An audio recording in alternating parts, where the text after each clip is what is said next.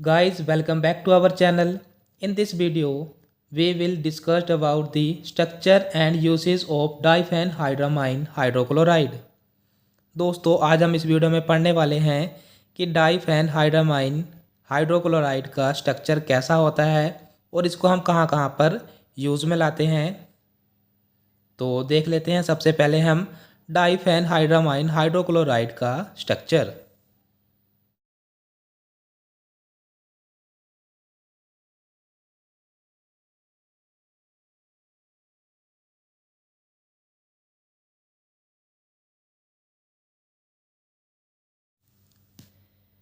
तो दोस्तों, ये है स्ट्रक्चर डाइफेनहाइड्रामाइन हाइड्रोक्लोराइड का।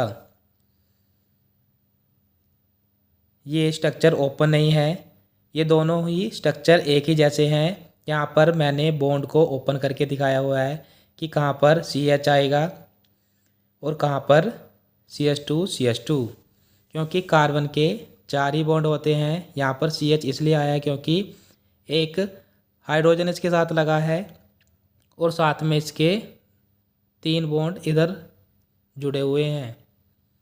यहाँ पे CH2 इसलिए आया क्योंकि इसके साइड में 2 बॉन्ड हैं और बाकी के 2 बॉन्ड यहाँ पे हाइड्रोजन के साथ इसके लगे हुए हैं। तो आप इन दोनों में से कोई भी एक स्ट्रक्चर अपने पेपर में लिख सकते हो, एग्ज़ाम में बना सकते हो। तो अब हम थोड़ा सा इसका इंट्रोडक्शन देख लेते हैं, फिर इसके यूसेस को देख लेते हैं।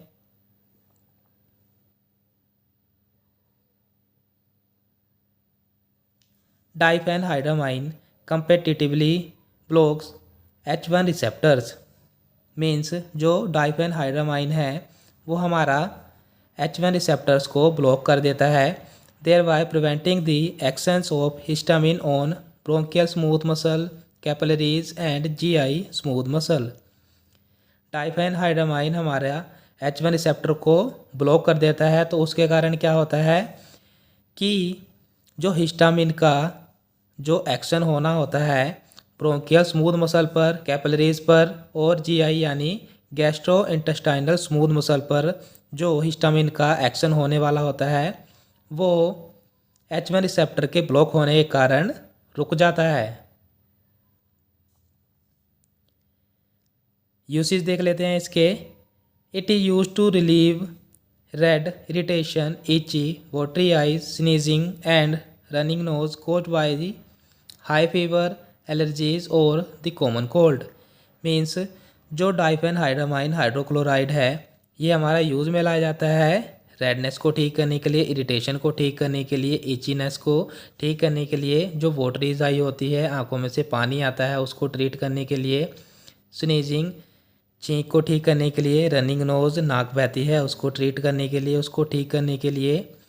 और ये सब कैसे होता है, ये हमारा हाई फीवर के कारण हो सकता है, किसी पेशेंट को एलर्जी है उसके कारण हो सकता है, या उस पेशेंट को सर्दी जुकाम लग गया है तो उसके कारण ये सारी कंडीशन हो सकती है। तो उन सब को ठीक करने के लिए हमारा डाइफेनहाइड्रामाइन हाइड्रोक्लोराइड साल्ट यूज़ में लाया जाता है।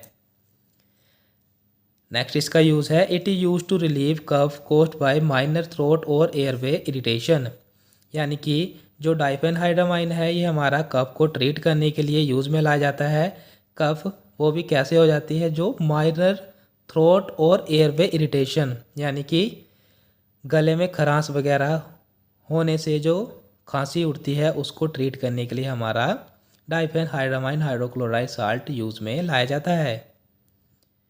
सो होप आपको ये समझ में आया होगा। Thank you for watching.